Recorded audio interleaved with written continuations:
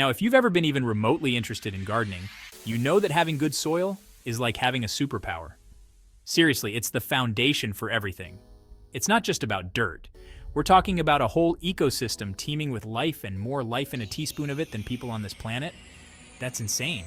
But here's the thing, just like us, plants need their nutrients, and that's where nutrient-rich soil comes in.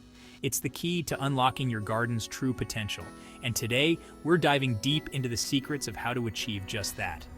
And trust me, it's way easier than you think. We're talking simple, effective techniques that will make a world of difference. So, if you're ready to take your garden game to the next level and grow the healthiest, most vibrant plants you've ever seen, buckle up. This is going to be fun. And hey, before we get started, if you find this video helpful, don't forget to smash that like button and subscribe to the channel for more awesome gardening tips and tricks. Let's grow. All right, let's kick things off with the MVP of soil health, organic matter. Think of it like this. You know how we need to eat our fruits, veggies, and all that good stuff to stay healthy? Well, plants need their nutrients too. And that's where organic matter comes in clutch. Stuff like compost, which is basically decomposed organic material or aged manure, is like a buffet for your soil. It's packed with essential nutrients that plants crave. And it also works wonders for your soil's structure, making it all loose and crumbly. Now, when I say structure, I'm talking about how well the soil holds together, how well it drains, and how easy it is for those plant roots to burrow down and do their thing. So, next time you're out in the garden, think about adding some compost or aged manure to your soil. All right, moving on to another game changer, mulch. Now, mulch might not sound as exciting as, say, building a giant potato cannon, but trust me, it's a secret weapon in the garden. Think of mulch like a cozy blanket for your soil. It helps lock in moisture, keeping those roots nice and hydrated, especially during those scorching summer months. Plus, it acts like a natural weed barrier. Nobody wants to spend their weekends battling weeds, am I right? But wait, there's more. As mulch breaks down over time, it releases nutrients into the soil, just like organic matter. It's like a slow and steady nutrient drip for your plants. Pretty neat, huh? You can use all sorts of things for mulch: wood chips, straw, shredded leaves. Get creative. Just make sure to apply a nice thick layer around your plants and watch your garden thrive.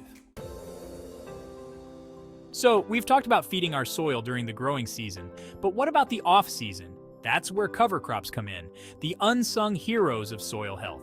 Cover crops are like a green manure for your soil. You plant them during the off-season when your garden beds would normally be bare. They help prevent soil erosion, which is a big deal because we don't want all that precious topsoil washing away, right? But here's the best part. Cover crops, like clover or rye, are nitrogen fixers. That means they pull nitrogen from the air and store it in their roots, and nitrogen is like rocket fuel for plants. So when you till those cover crops back into the soil, you're basically giving your garden a massive nitrogen boost. It's like a free fertilizer. Plus, they improve soil structure. It's a win-win-win. Chapter 4. Compost like a champ. Okay, let's talk about composting. Composting is like the ultimate recycling project. You're taking food scraps, yard waste, and other organic materials and turning them into nutrient-rich gold for your garden. It's like magic, but with less glitter and more, well, decomposed stuff. But seriously, composting is easier than you think. All you need is a compost bin or even just a designated corner in your yard. You start layering brown materials like dead leaves and twigs with green materials like kitchen scraps and grass clippings. Then, you water it regularly, turn it occasionally to provide oxygen, and let nature do its thing. Over time, those materials break down into what looks and smells remarkably like rich, earthy soil. And the best part? You're diverting waste from landfills and creating something incredibly beneficial for your garden.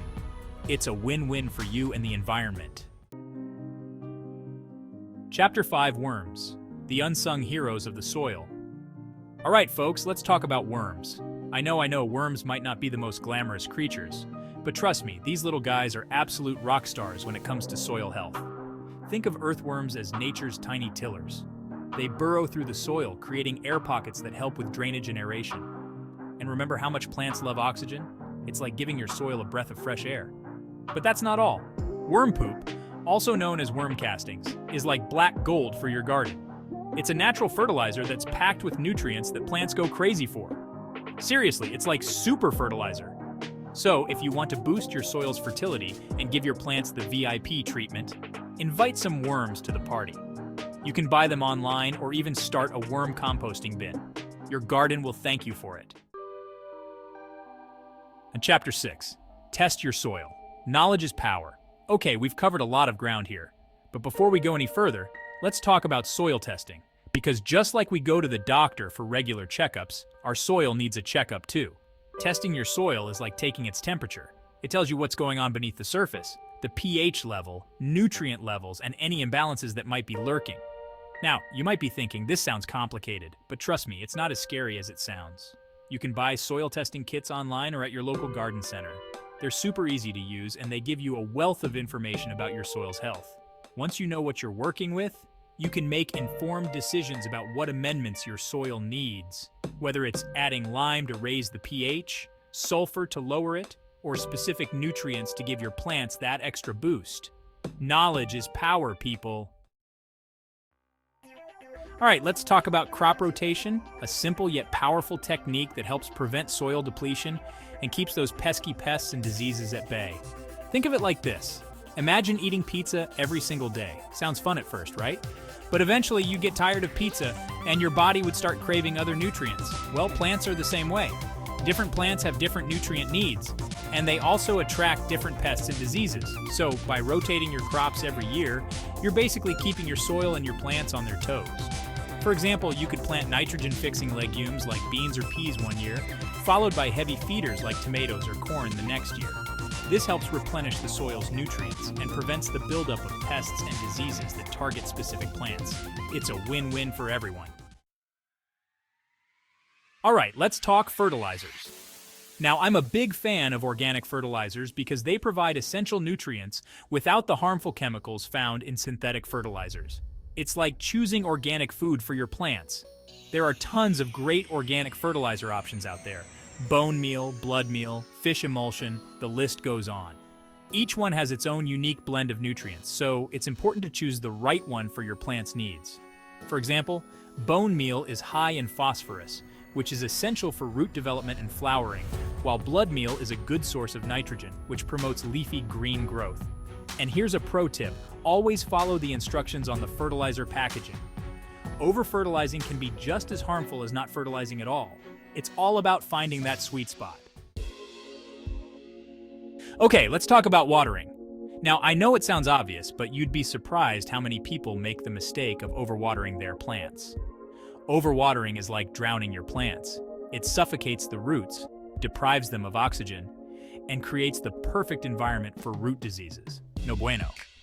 On the other hand, underwatering can stress your plants out, leaving them wilted and vulnerable. So how do you find that perfect balance? Well, it's all about feeling the soil. Stick your finger about an inch into the soil. If it feels dry, give your plants a good soak. If it feels moist, hold off on the watering can. And remember, it's always better to underwater than overwater. Most plants can bounce back from a little drought, but it's much harder to recover from root rot caused by overwatering. All right, let's talk about soil aeration. Now, this might sound a bit technical, but trust me, it's super important for healthy plant growth. Basically, soil aeration refers to the amount of air pockets in the soil. Remember how we talked about worms being nature's tiny tillers? Well, those air pockets they create are crucial for healthy root development. When soil becomes compacted, which can happen from foot traffic, heavy rain, or even just time, it squeezes out those precious air pockets, making it harder for roots to grow and access nutrients. So, how do we prevent soil compaction? One easy way is to avoid walking on your garden beds as much as possible.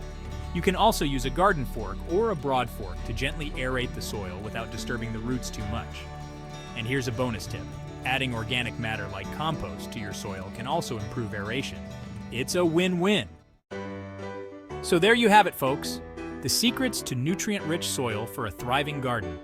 Remember, healthy soil equals healthy plants, which means more delicious fruits, veggies, and beautiful flowers for you. Whether you're a seasoned gardener or just starting out, incorporating these simple practices into your gardening routine can make a world of difference. Trust me, your plants will thank you for it. And hey, if you found this video helpful, don't forget to give it a thumbs up and subscribe to the channel for more awesome gardening tips and tricks. Until next time, happy gardening!